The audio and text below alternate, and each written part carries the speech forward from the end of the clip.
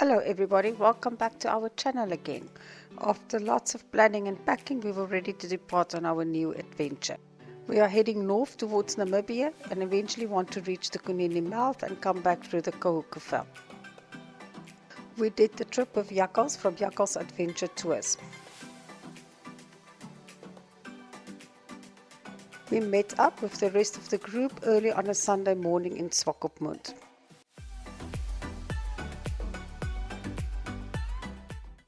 After a short briefing, we headed north towards Titus Bay and the Skeleton Coast. The Skeleton Coast forms part of the Namib Desert. The Namib Desert stretches from South Africa through Namibia into Angola. You can find more than 4,000 shipwrecks in this 2,000 kilometer shoreline. We stopped to have a look at the very sensitive lichen plants in the desert, and then we made our way to the Ughab Gate of the Skeleton Coast. The Bushmen referred to it as the land that God made in anger, and the Portuguese sailors referred to it as the gates to hell. We travelled north towards Torra Bay. Torra Bay is a campsite that is only open in summertime for leisure fishing mainly.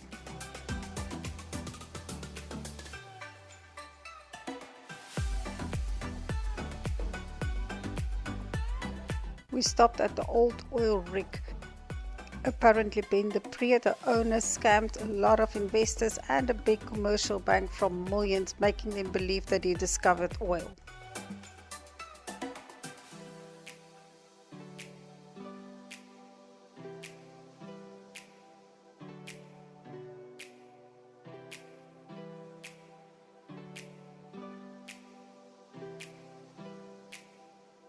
Then we arrived at Titus Bay. Titus Bay was our last opportunity to refuel before the next part of the trip.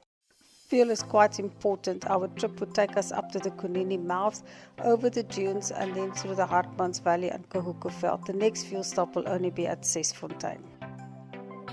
Titus Bay is part of the Namibian Wildlife Resorts and is quite a popular fishing destination. You can rent cottages there, but there are no camping facilities available. Always check the availability of diesel and petrol before arriving.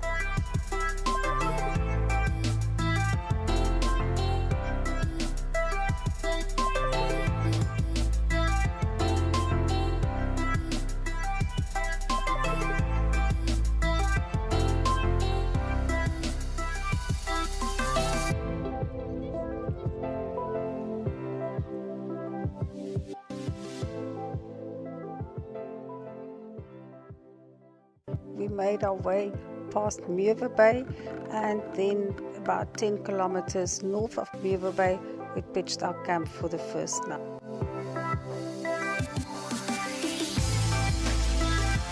We fell asleep with the sounds of the waves in our ears. The next day we continued heading north towards our destination.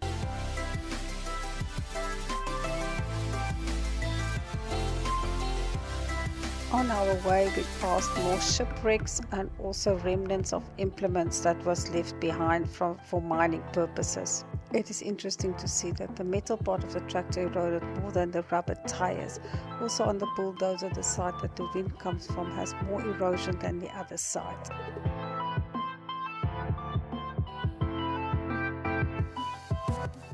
This is the crash site of the Ventura bomber who tried to rescue survivors of the Dunedin Star.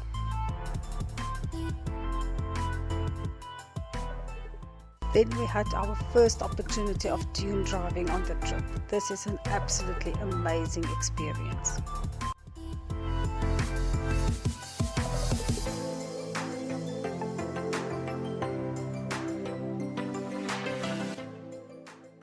This can be very frightening and stressful, but the view at the top makes it all worth the while. It was a beautiful clear day and we had a perfect view of the coastline.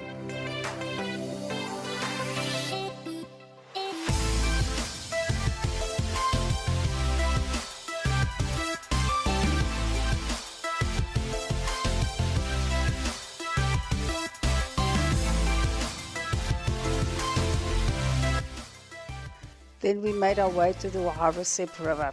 The Harbour Sea River will occasionally carry water in the rainy season. It is characterized by its steep canyon walls of black and red volcanic rock. We saw oryx and springbok in the riverbed.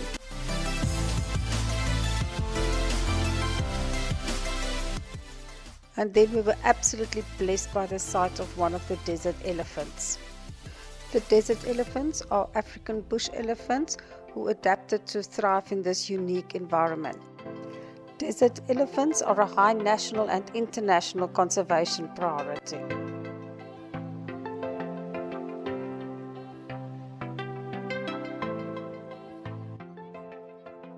A short but challenging mountain pass took us to the Kunene River.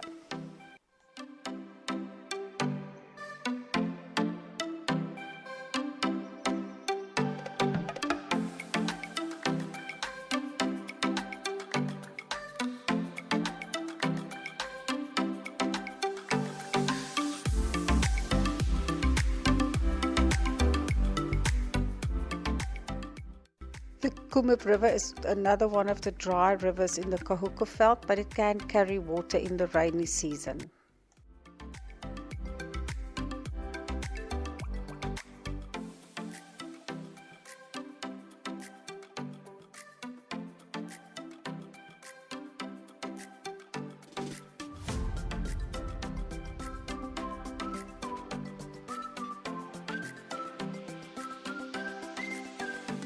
The landscape is breathtakingly beautiful and there were lots of rock formations that we could admire. We pitched camp just outside of the riverbed on a clear afternoon. We could stay in contact with the family at home on a sat phone that we rented from ZippySat.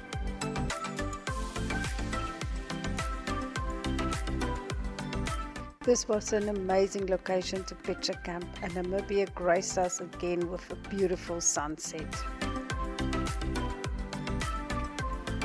Watch out for part 2 of our amazing journey to the Kunene Mouth. If you enjoyed this video, please hit like and subscribe, and we will see you soon. Happy camping!